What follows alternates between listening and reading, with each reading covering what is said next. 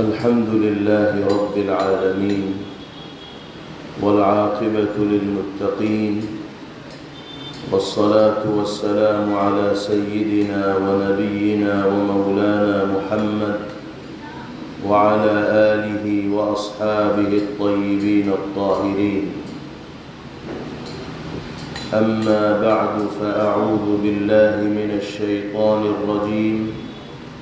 بسم الله الرحمن الرحيم.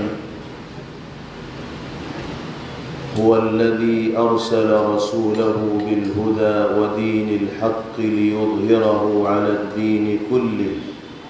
وكفى بالله شهيدا. صدق الله مولانا العلي العظيم.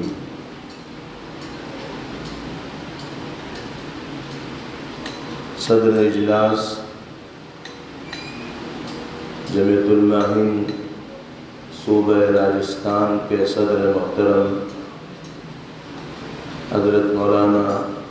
قاری محمد امین صاحب دامت برکاتہم العالیہ، صوبے کے متحرک جنرل سیکریٹری جناب مولانا عبدالواحد صاحب کھتری دامت برکاتہم، یہاں تشریف فرما دیگر حضرات علماء کرام، جمیعت علماء صوبہ راجستھان کے صوبائی اور ضلعی ذمہ داران و اراکین اور وابستگان، پچھلے تقریباً 3.5-4 گھنٹے سے مسلسل آپ حضرات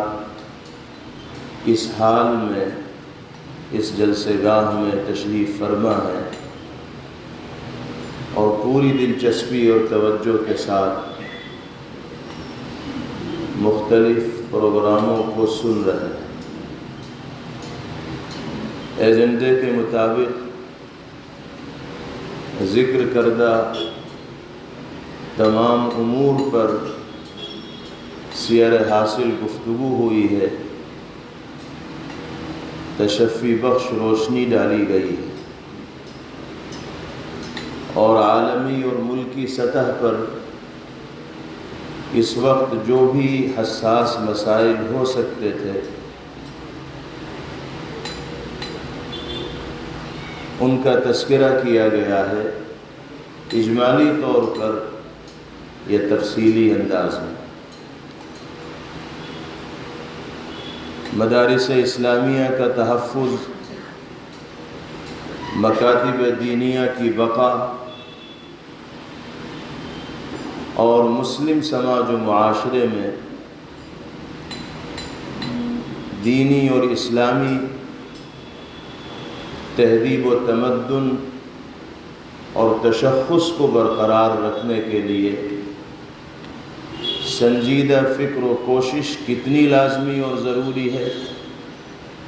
مختلف حوالوں سے اس پہلو پر گفتگو کی گئی۔ مدارس اسلامیہ کو جو چیلنج درپیش ہیں ان کا مقابلہ کرنے کے لیے اہل مدارس کے ذمے کس طرح کی اصلاحات ہیں اور کس انداز میں ان کو تبدیلیاں لانی ہوں گی، انتظامی طور پر کیا اصلاحات ناگزیر ہو گئی ہیں، خارجی طور پر کن امور کو پیش نظر رکھنا ضروری ہو گیا ہے، یہ سب وہ چیزیں ہیں جو تجویز کی شکل میں نکات کے انداز میں پوائنٹ ٹو پوائنٹ ہمارے اور آپ کے سامنے آ چکی ہیں۔ اسی طریقے سے جمیعت علماء ہند کے زیر اہتمام متحرک جو مختلف شعبے ہیں ان کی کارگزاریاں آئیں، ان کی افادیت کا بھی ذکر ہوا اور اس نظام کو وسعت دینے کی، اس کے دائرے کو ملکی سطح پر بڑھانے کی اپیل بھی کی گئی۔ مکاتب دینیہ کے قیام و استحکام کے حوالے سے گفتگو ہوئی، جمعیت علماء امن فیلوشپ کے حوالے سے بہت مفید اور مؤثر پروگرام ہمارے سامنے پیش کیا گیا اور بتایا گیا کہ کن کن جہات میں ہم اپنی محنت و توجہ کو مرکوز کر سکتے ہیں، اور اللہ تعالیٰ نے اس جماعت سے وابستگی کے نتیجے میں، اکابر سے مربوط ہونے کے نتیجے میں اپنی صلاحیتوں کو کن کن میدانوں میں بروئے کار لانے کا موقع ہمیں مرحمت فرمایا ہے۔ حقیقت ہے کہ جمعیت علماء ہند کے ان تعمیری پروگراموں کو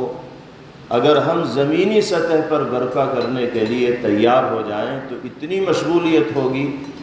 کہ سر کھجانے کی فرصت نہیں ملے گی۔ یہ جو تعمیری پروگرام ہمارے سامنے اس طرح کی مجالس میں ذکر کیے جاتے ہیں، ان کی افادیت کا تذکرہ ہوتا ہے، ان کی اہمیت کا تذکرہ ہوتا ہے، اس کا مقصد تذکرہ برائے تذکرہ نہیں ہے، بلکہ مقصد اصلی یہ ہے کہ ان کو اپنے اپنے علاقوں میں برپا کیا جائے، وجود میں لایا جائے، اور وہ نتائج جو ان علاقوں میں ظاہر ہو رہے ہیں، جہاں یہ پروگرام سرگرمی کے ساتھ انجام دیے جا رہے ہیں، انہی نتائج کو اپنے علاقوں کے اندر بھی رونما اور ظاہر کرنے کی فکر و کوشش کی جائے۔ انہی خطوط پر ان پروگراموں کو قائم کر کے، جن خطوط پر ملک کے مختلف علاقوں میں یہ پروگرام قائم ہیں، جاری ہیں اور برقرار ہیں۔ تو خلاصہ یہ ہے کہ کہنے کے لیے جتنی باتیں ہو سکتی تھیں، اس طویل وقفے میں وہ تمام کی تمام باتیں ہمارے سامنے اجمالی یا تفصیلی طور پر آ چکی ہیں۔ اب کہنے کے لیے کچھ رہ نہیں گیا ہے، اب تو مرحلہ صرف عمل کا ہے، اور یہاں سے یہ عزم اور پختہ ارادہ لے کر اٹھنے کا ہے کہ جو پیغام اس مجلس کے حوالے سے دیا گیا ہے وہ سدا بصہرا ثابت نہیں ہوگا۔ ان تجاویز کو محض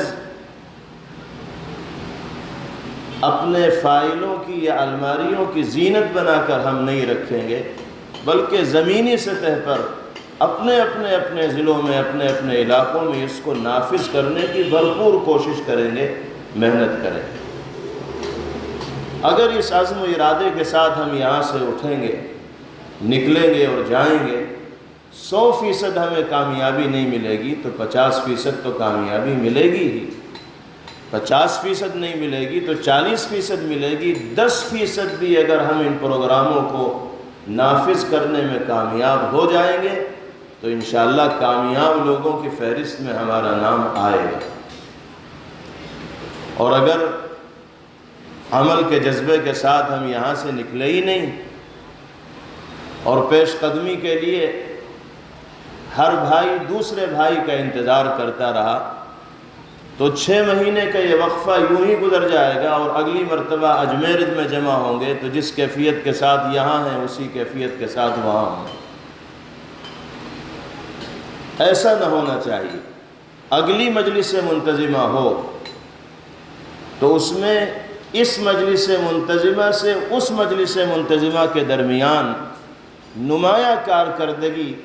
صوبے کی جانب سے، اضلاع کے ذمہ داران و اراکین کی جانب سے پیش کی جائے، تاکہ اندازہ ہو کہ واقعتاً جو تجاویز پچھلی منتظمہ میں پیش کی گئی تھیں انہیں روح بعمل لایا گیا، اور ان خطوط کو، نقوش کو پیش نظر رکھ کر اقدامات کیے گئے ہیں۔ اللہ تعالی ہمیں بھی عمل کی توفیق نصیب فرمائے، اور یہاں موجود تمام حضرات کو اللہ تعالی جذب عمل کی دولت سے سرشار فرمائیں، مالا مال فرمائیں۔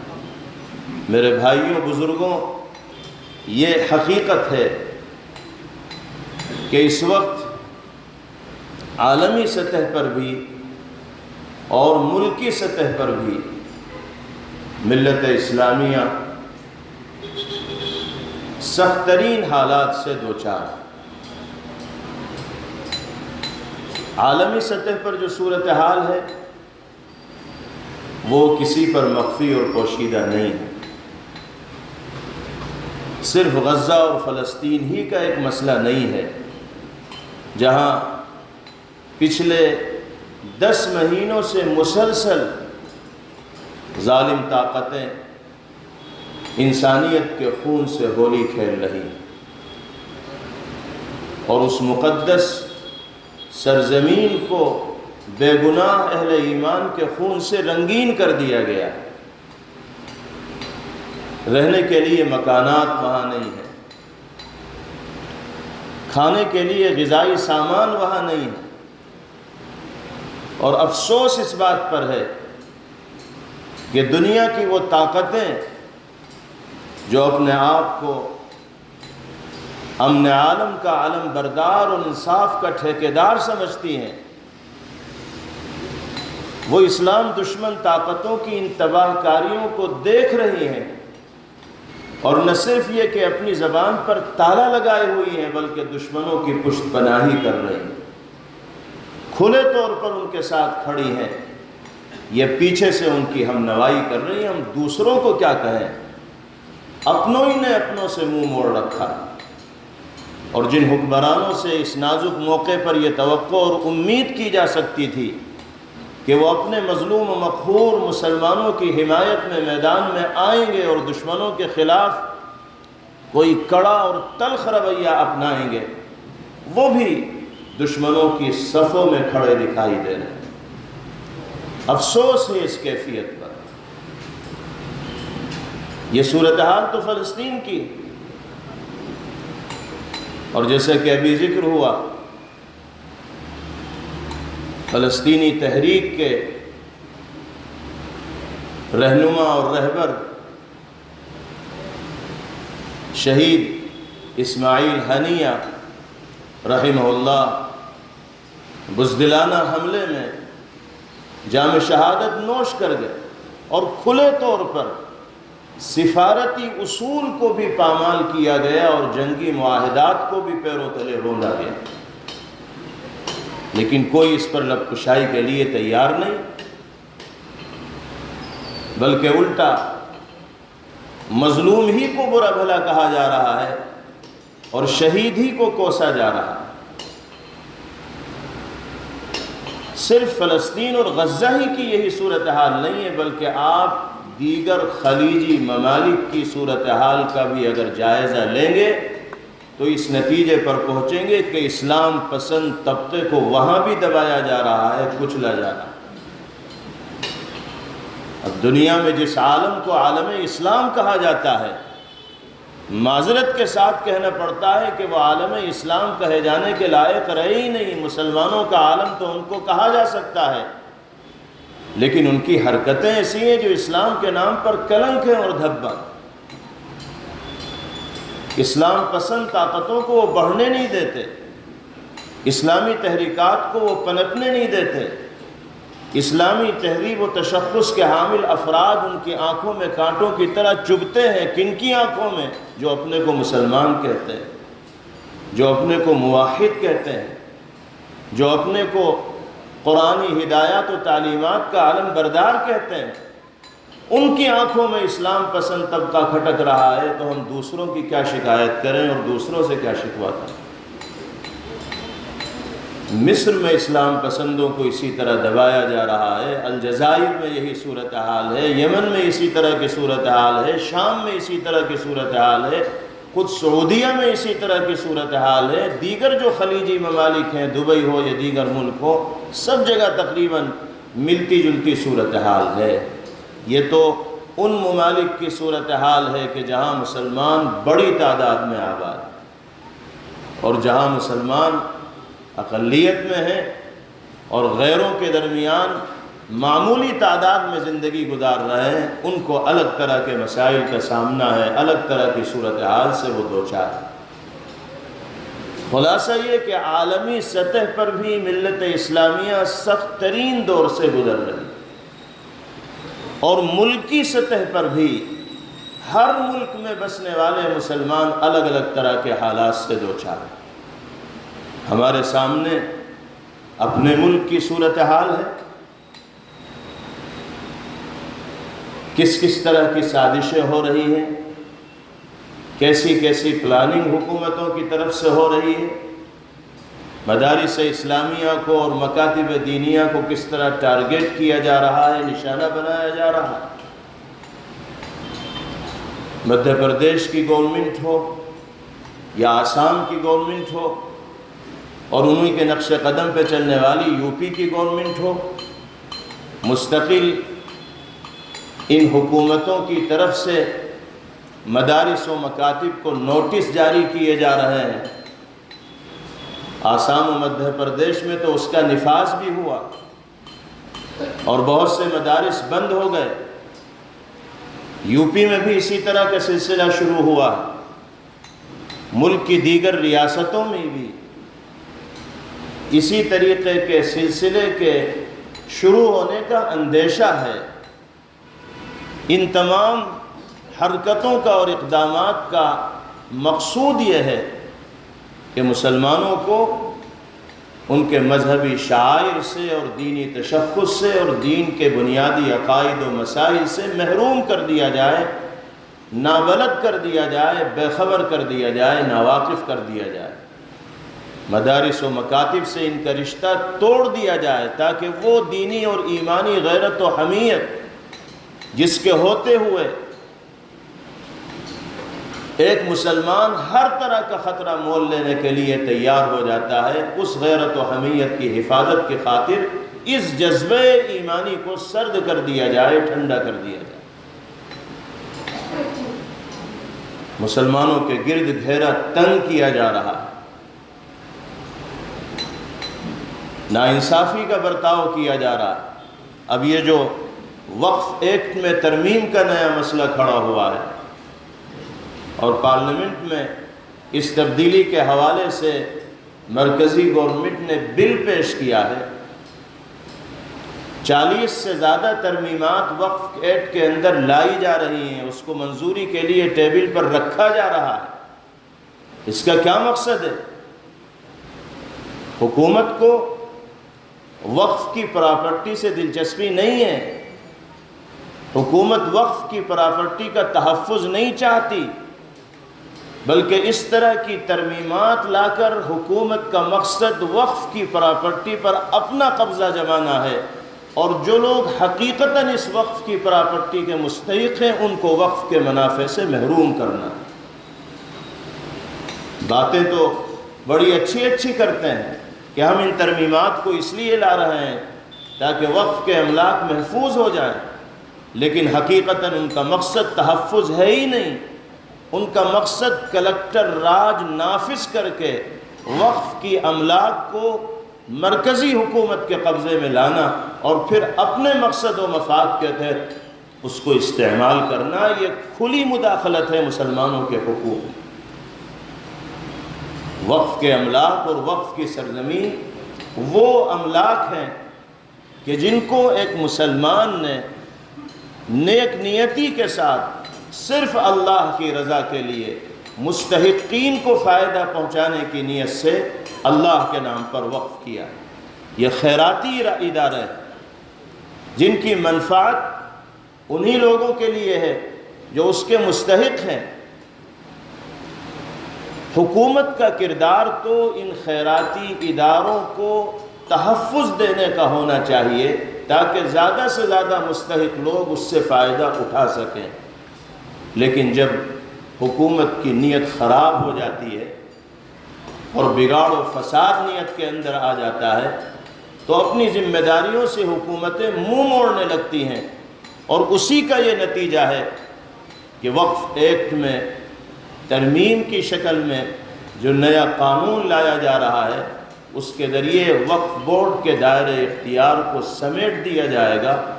اور ہر ضلع کے ڈی ایم کو وہ پاور و اختیارات دے دیے جائیں گے کہ وہ جو چاہے گا جس زمین کے بارے میں فیصلہ کر لے گا۔ اسی کو کلیکٹر راج کہا جاتا ہے، اور اس کا سیدھا نقصان مسلم کمیونٹی کو ہوگا، مسلم اقلیت کو ہوگا۔ جس طرح یکساں سویل کوڈ کا مسئلہ یہ بار بار کھڑا کرتے ہیں مسلمانوں کو ٹارگیٹ اور نشانہ بنانے کے لیے، اسی طرح وقف ایکٹ میں ترمیم کا مسئلہ یہ لے کر آئے ہیں تاکہ مسلم قوم کے اندر بے چینی پیدا ہو، اور اس بے چینی کے ذریعے یہ اپنی کرسی پکی کر سکیں اور اپنا الو سیدھا کر سکیں۔ ان کو اپنا مفاد وابستہ ہے، یہ سمجھتے ہیں کہ غیروں کی اکثریت والے اس ملک میں مسلمانوں کو جتنا ستایا جائے گا اتنے ہم مضبوط ہوں گے، اس لیے مسلمانوں کو ستانے کی نئی نئی راہیں تلاش کرتے ہیں اور اپنا الو سیدھا کرنے کی کوشش کرتے ہیں۔ لیکن ہم یہ سمجھتے ہیں کہ ظلم کا یہ سلسلہ طویل نہیں ہوتا، دراز نہیں ہوتا، اور جب انسان حدود کو تجاوز کرنے پر آتا ہے تو قدرت کا کلہاڑا جب چلتا ہے تو سر بچانے کے لیے جگہ انسان کو نہیں ملتی۔ اس لیے ہر شخص کو اپنی عاقبت و انجام کے حوالے سے متفکر رہنا چاہیے۔ اللہ کی گرفت اور پکڑ جب آئے گی تو بڑے بڑے فرعون سرنگوں ہو جائیں گے اور سر اٹھانے کا بھی ان کو موقع نہیں مل پائے گا۔ دنیا میں اس طرح کے مظاہر و مناظر اللہ تعالیٰ اپنے قدرت کے دکھاتے رہتے ہیں، دنیا والوں کو دکھاتے رہتے ہیں۔ کتنے ڈکٹیٹر ہیں جو لمحوں کے اندر زمین پہ آ جاتے ہیں۔ ابھی پڑوسی ملک میں واقعہ پیش آیا، وہ حکمراں جو برسوں سے مضبوطی کے ساتھ طاقت و قوت سے نظام حکومت چلا رہی تھی، اللہ تعالیٰ نے اس کے خلاف اس طرح کا ماحول عوام میں پیدا کیا کہ جان بچا کر اس کو ملک چھوڑ کر بھاگنا پڑا۔ تو اس طرح کی صورتحال کہیں بھی رونما ہو سکتی۔ حکمرانوں کی ذمہ داری ہے کہ وہ انصاف کا معاملہ کرنے والے ہوں، عدل کو اپنی زندگی کا لازمی جز بنانے والے ہوں، اور رعایا کو وہ حقوق دینے والے ہوں جس کے وہ مستحق ہوں۔ ان کی حکمرانی کے طور طریقے سے ان کے ماتحت زندگی گزارنے والے افراد خوش ہوں۔ اللہ رب العزت والجلال جو نظام کائنات کو چلانے والے ہیں وہ خوش ہوں۔ اگر اس طرح نظام حکومت کو چلایا جائے گا تو وہ نظام دیرپا بھی ہوگا، مؤثر بھی ہوگا، اور یہ حکومت صرف ظاہر پر نہیں ہوگی بلکہ دلوں پر بھی ہوگی۔ خلاصہ یہ ہے کہ عالمی اور ملکی دونوں سطح پر مسلمانوں کو سخت ترین حالات کا سامنا ہے، اور نت نئے مسائل پیدا ہوتے چلے جا رہے ہیں۔ ان مسائل کے سامنے آنے کی وجہ سے ہمارے درمیان دو طرح کے ذہن تیار ہوئے ہیں۔ ایک ذہن تو وہ ہے جو ان عالمی اور ملکی واقعات و حالات سے متاثر ہو کر مایوسی کی طرف جا رہا اور خوف و دہشت کے سائے میں وہ زندگی گزار رہے ہیں۔ مستقبل کے حوالے سے وہ طرح طرح کے اندیشوں سے اور خطرات سے دوچار ہیں۔ ان کو اپنا مستقبل تاریک اور اندھیرا دکھائی دیتا ہے۔ وہ امید افزا گفتگو نہیں کرتے، ان کا دل بیٹھا چلا جاتا ہے جب وہ مستقبل کے حوالے سے گفتگو کرتے ہیں۔ یہ ذہن ہمارے ہی درمیان رہنے والے افراد کا بنتا چلا جا رہا ہے، حالات سے متاثر ہو کر۔ ہمیں یہ سمجھنا چاہیے کہ مایوسی اور نا امیدی کا جو یہ ذہن ہے، یہ اسلامی اور نبوی تعلیمات و ہدایات کے خلاف ہے۔ حالات چاہے جتنے خلاف ہو جائیں، یہ ذہنیت ہماری ہرگز نہ بننی چاہیے۔ دوسرا ذہن ہمارے درمیان رہنے والے لوگوں کا یہ ہے کہ ہمیں یقین ہے اللہ کی ذات پر، رات چاہے جتنی لمبی ہو اس کی تاریکی اور اندھیرا ختم ہوتا ہے اور صبح کی روشنی نمودار ہوتی ہے۔ اللہ کی ذات پر اور قدرت پر یقین رکھیں اور حالات کی سردی اور گرمی کا تقاضوں کے مطابق مقابلہ کریں، اور اللہ نے کامیابی کے لیے جو صفات بیان فرمائی ہیں ان صفات کو اپنے اندر انفرادی اور اجتماعی طور پر پیدا کریں۔ امید رکھیں اللہ کی ذات سے یقیناً حالات کا رخ تبدیل ہوگا، حالات تبدیل ہوں گے اور آزمائش و امتحان کے مرحلے سے انسان نکلے گا اور عافیت و اطمینان اور سکون کی زندگی بسر کرنا اس کے لیے ممکن اور آسان ہوگا۔ ہمیں ہمارے اکابر و بزرگان دین نے اور جس تنظیم و جماعت سے ہم وابستہ ہیں اور جڑے ہوئے ہیں، اس کے ذمہ داران نے یہی سبق پڑھایا ہے کہ حالات چاہے جتنے خراب ہو جائیں، مستقبل کے حوالے سے مایوس اور نا امید نہیں ہونا، پست ہمتی کا شکار نہیں ہونا ہے، کسی ایسے کمزور عمل کو انجام نہیں دینا ہے جس سے مرغوبیت کا احساس ہونے لگے اور اندازہ ہونے لگے، اور اللہ کی قدرت پر یقین رکھنا ہے اور کامیابی کی امید رکھنا ہے۔ شیخ سعدی شیرازی رحمہ اللہ نے خلافت عباسیہ کے سقوط اور بغداد کے زوال کے موقع پر کیا شعر کہا تھا؟ آسمارا حق بود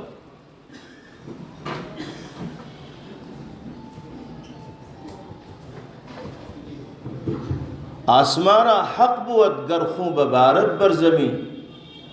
بر زوال ملک معتصم امیر المؤمنین۔ آسمارا حق بود گر خوں ببارد بر زمین بر زوال ملک معتصم امیر المؤمنین، یعنی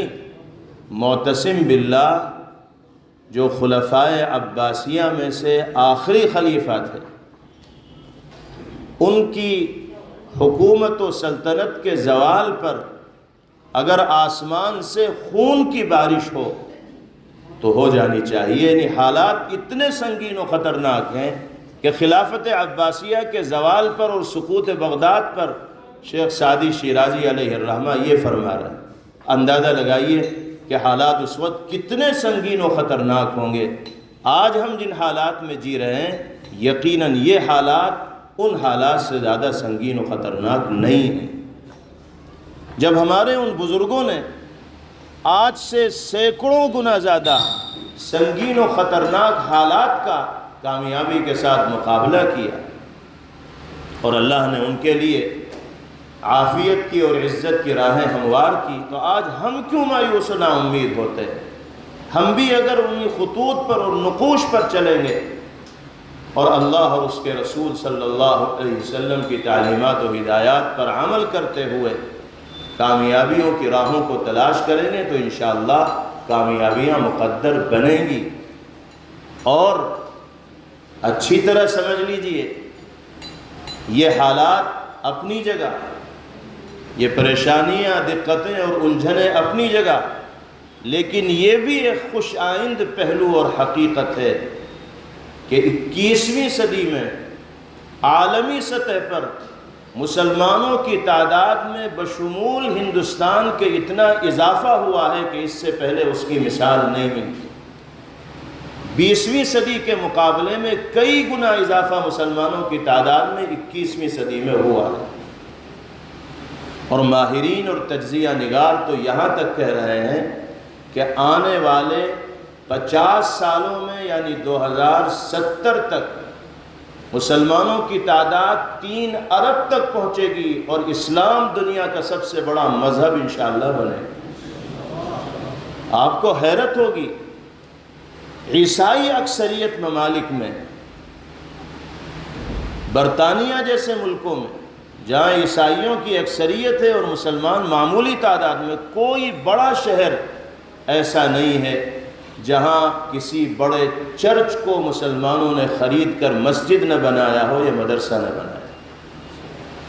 یورپ کی یہی صورتحال ہے، برطانیہ کی یہی صورتحال ہے۔ ان کے جو بادشاہوں کے محل ہیں، ملکہ وکٹوریہ کا ایک عالیشان محل جس میں اس ملکہ کی تصویر آج تک نصب ہے اور اس کو ہٹانے کی اجازت نہیں ہے، مسلمانوں نے خریدا اور شاندار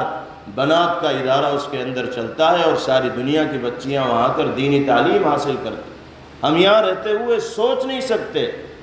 کہ غیروں کے درمیان معمولی تعداد میں رہتے ہوئے مسلمانوں نے ان کی عبادت گاہوں کو خرید کر مسجد بنا لیا اور مدرسہ بنا لیا۔ اب تو برطانوی پارلیمنٹ کے ایک ممبر کو یہ کہتے ہوئے پارلیمنٹ میں سنا گیا کہ وہ دن دور نہیں کہ جب برطانیہ میں مسلمانوں کی حکومت ہو۔ اگرچہ اس نے تنقیدی انداز میں یہ بات کہی، اس کا تعلق عیسائیوں سے ہے اور وہ مسلمانوں پر تانا زنی کرتے ہوئے گفتگو کر رہا تھا، لیکن یہ حقیقت اس کی زبان پر آئی کہ جو صورتحال پیدا ہوتی چلی جا رہی ہے تو کچھ نہیں کہا جا سکتا کہ آنے والے دنوں میں یہاں زمام اقتدار و حکومت مسلمانوں کے ہاتھ میں ہو۔ تو یہ بہت خوش آئند پہلو ہے، امید افزا پہلو ہے، اس پر ضرورت سے زیادہ خوش ہونے کی بھی ضرورت نہیں، اللہ کا شکر یقیناً ادا کرنے کی ضرورت ہے، لیکن امید کامیابی کی ہمیشہ روشن رکھنے کی ضرورت ہے۔ اللہ تعالیٰ اہل ایمان کو مایوس نہیں کرتے۔ لا تقنطوا من رحمت اللہ۔ ہم اس ملک میں چاہے جتنی مخالفتوں کا سامنا دشمنان اسلام کی جانب سے کریں، لیکن ایمانی فکر پر اگر مضبوطی کے ساتھ ہم جمے رہیں گے اور قائم رہیں گے اور کامیابی کی راہوں کو اور منزلوں کو طے کرتے رہیں گے تو انشاءاللہ ہدف و مقصود تک پہنچنا آسان ہوگا اور کامیابیاں قدم چومیں گی۔ اس طرح کے پروگراموں کا مقصد یہی ہوتا ہے کہ فکر عمل لوگوں کے دلوں کے اندر پیدا کی جائے، تحرک و سرگرمی اختیار کرنے کی اپیل کی جائے۔ جب تک ہم کچھ کرنے کے لیے تیار نہیں ہوں گے، اپنے آپ کو مقصد کی حصولیابی کے واسطے وقف کرنے کے لیے تیار نہیں ہوں گے، اپنے روز و شب کو اور اوقات کو صحیح طور پر استعمال کرنے کے لیے تیار نہیں ہوں گے، اس وقت تک کامیابی ہمارے ہاتھ نہیں لگے۔ ان حالات میں سب سے بنیادی اور سب سے پہلی ضرورت یہ ہے، جس ضرورت کو پورا کرنا ہم سب کی انفرادی ذمہ داری ہے، بلکہ مسلم سماج و معاشرے کے ہر فرد کی انفرادی ذمہ داری ہے کہ ہم انفرادی طور پر 100% اپنی زندگی میں دین داخل کرنے کی فکر و کوشش کریں۔ سب سے پہلی ذمہ داری ہے، جب تک ہم اپنے آپ پر اسلامی قوانین کو نافذ نہیں کریں گے، اس وقت تک ہم دوسروں کو اسلامی قوانین پر عمل کرنے کی دعوت دیتے ہوئے اچھے دکھائی نہیں دیں گے۔ جب تک ہم خود اسلامی اور ایمانی تقاضوں پر عمل پیرا نہیں ہوں گے، اس وقت تک ہم دنیا کے سامنے اسلامی اور ایمانی تقاضوں پر عمل کرنے کی تلقین کیسے کریں گے، ان کو ترغیب کیسے دیں گے، ان کو فکر کیسے دلائیں گے۔ سب سے پہلی ذمہ داری اپنے آپ کو انفرادی طور پر اسلام و ایمان کے سانچے کے اندر ڈھالنا ہے اور ایمانی تقاضوں پر عمل کا پابند بنانا ہے۔ اللہ کا وعدہ برحق ہے، وَأَنْتُمُ الْأَعْلَوْنَ إِن كُنْتُم مُؤْمِنِينَ۔ اگر سچے ایمان کے حامل بن کر زندگی گزارو گے تو سربلندی تو تمہارے ہی قدم چومے۔ ہماری کمزوری یہ ہے، ہماری خامی یہ ہے کہ اپنے آپ میں اصلاح کی فکر نہیں کرتے اور دوسروں کو مورد الزام جلدی قرار دینے لگتے ہیں، حالات میں گرفتار ہوتے ہیں تو حکمرانوں کو برا بھلا کہتے ہیں، یا پھر قائدین تختہ مشق بن جاتے ہیں کہ انہوں نے کچھ نہیں کیا، انہوں نے ہمیں بزدل بنا دیا، انہوں نے ہمیں غلط راستہ دکھایا، یہ سامنے نہیں آئے، انہوں نے ہماری قیادت نہیں کی۔ یہ سب کرنا بہت آسان ہے، حکمرانوں کو گالیاں دے دی جائیں اور قائدین کو تختہ مشق بنا لیا جائے، کئی گھنٹے کی گفتگو ان موضوعات پر ہو جاتی ہے اور گفتگو بڑی اچھی بھی لگتی ہے، خود کچھ نہیں کرنا پڑتا اور سارا ٹوکرا دوسروں کے سروں ڈال دینا پڑتا ہے، اس سے کچھ حاصل نہیں ہوتا، نتیجہ وہیں کا وہیں رہتا ہے۔ ہم جب خود اپنے اندر اصلاح پیدا کریں گے تب ہم دوسروں کے لیے یہ کہتے ہوئے اچھے لگیں گے۔ خود اپنے آپ کو نہ سنواریں اور سارا الزام دوسروں کے سر پھوڑ دیں تو یہ الزام محض الزام ہوگا، حقیقت سے اور ریئلٹی سے اس کا کوئی تعلق نہیں ہو۔ پہلی چیز یہ ہے، اللہ تعالی ہم سب کو انفرادی سطح پر دینی اور شرعی اصول کا پابند ہو کر زندگی گزارنے کی توفیق نصیب فرمائے۔ دوسری بات یہ ہے کہ اجتماعی سطح پر ہمیں اپنے آپ میں اتحاد و اتفاق اور اجتماعیت کی شان کو برقرار کرنا ہو، رکھنا ہو۔ کسی بھی حیثیت سے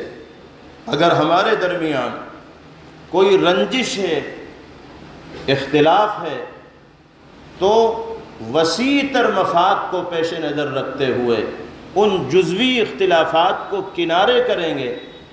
اور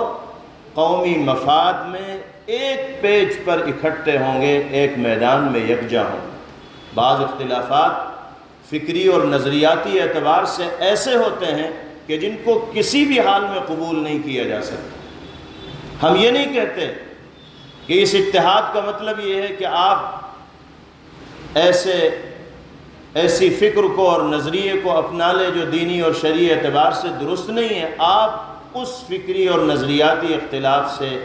100% عدم اتفاق کا مظاہرہ کرتے ہوئے قومی مفاد میں کم از کم ایک پیج پر آئیں تاکہ آپ کی اجتماعیت کی شان برقرار رہے۔ اگر ان اختلافات کی وجہ سے ہم منتشر رہیں گے اور کسی ایک جگہ ہماری طاقت متفق، متحد اور یکجا نہیں ہوگی تو ہم اپنا وزن دوسروں کے اوپر بنانے میں اور برقرار رکھنے میں کامیاب نہیں ہو پائیں۔ انفرادی طور پر سب کو دین و ایمان کے اصولوں پر عمل کرتے ہوئے زندگی گزارنی ہے، اور اجتماعی طور پر جہاں تک ممکن ہو سکے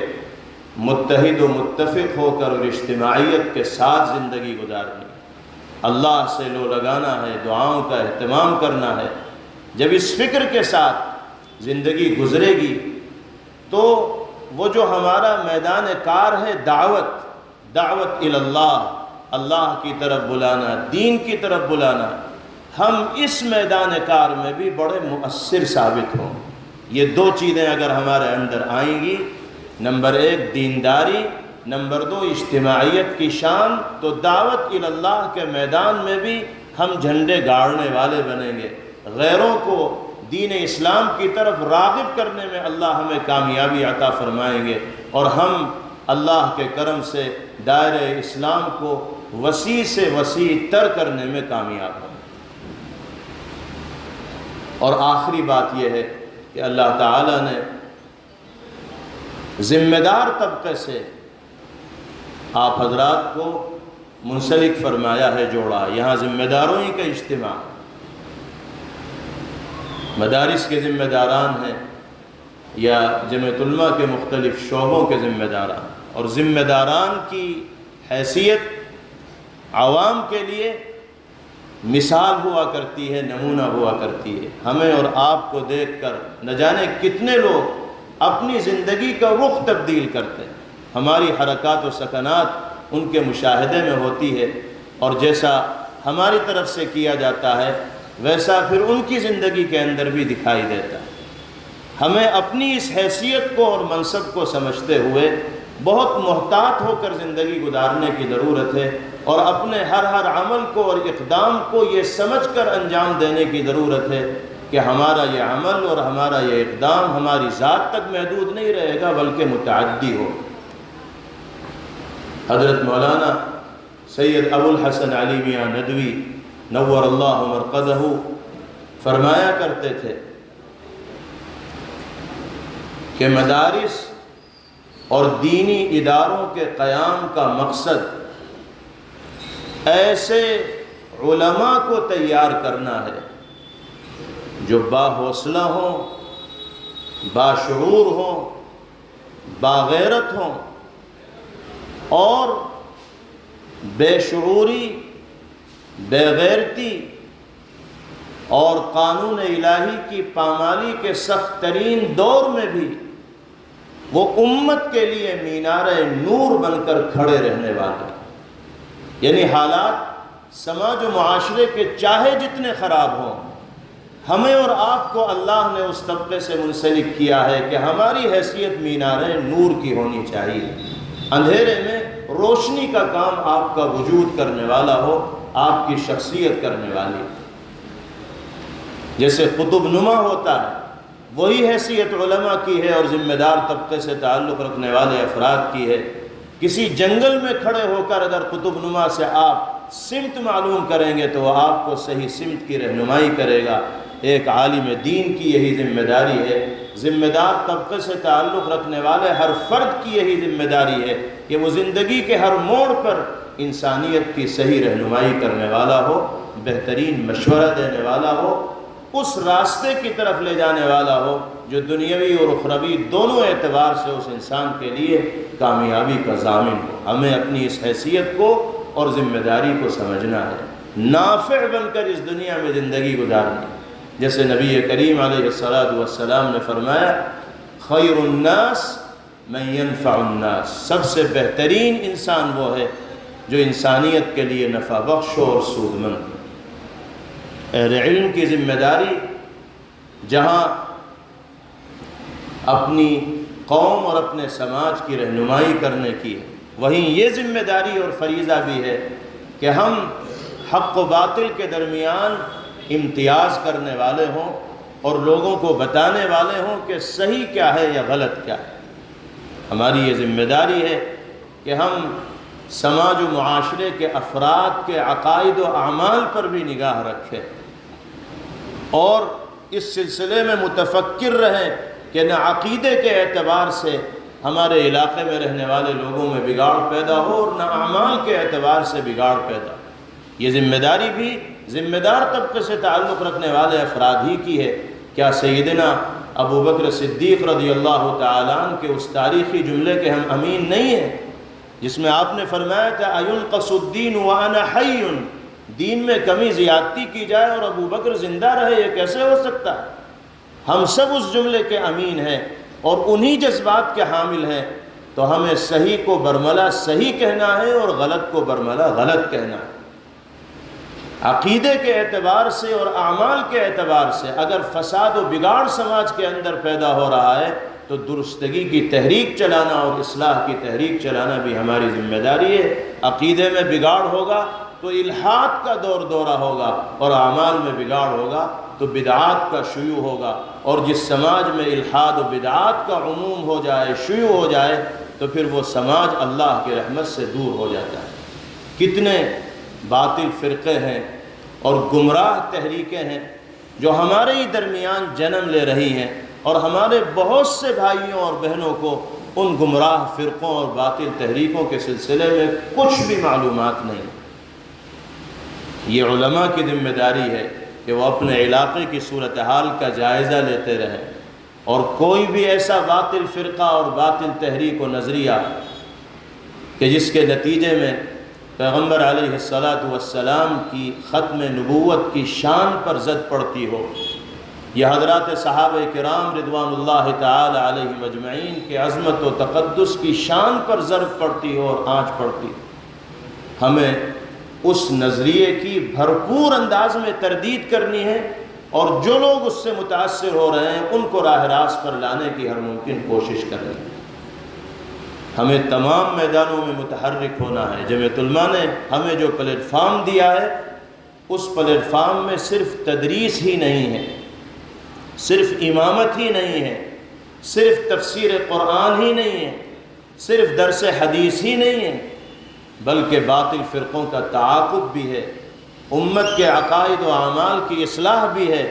سماجی میدان میں بھی متحرک رہنا ہے، سیاسی میدان میں بھی قوم کی صحیح رہنمائی کا فریضہ انجام دینا ہے۔ جتنی بھی جہاد ہو سکتی ہے محنت کی، ان تمام جہاتوں میں قائدانہ رول اور کردار ہمیں ادا کرنا ہوگا۔ اس جماعت و تحریک سے وابستگی کے نتیجے میں اللہ ہم سب کے اس اجتماع کو اور مل بیٹھنے کو قبول فرمائیں، اور جو باتیں اللہ کی توفیق سے آئیں باری تعالی ہم سب کو عمل کی دولت سے بہرور فرمائیں۔ وآخر دعوانا ان الحمد للہ رب العالمین۔ Thanks for watching. Don't forget to like, comment, share and subscribe to Al Wahid channel.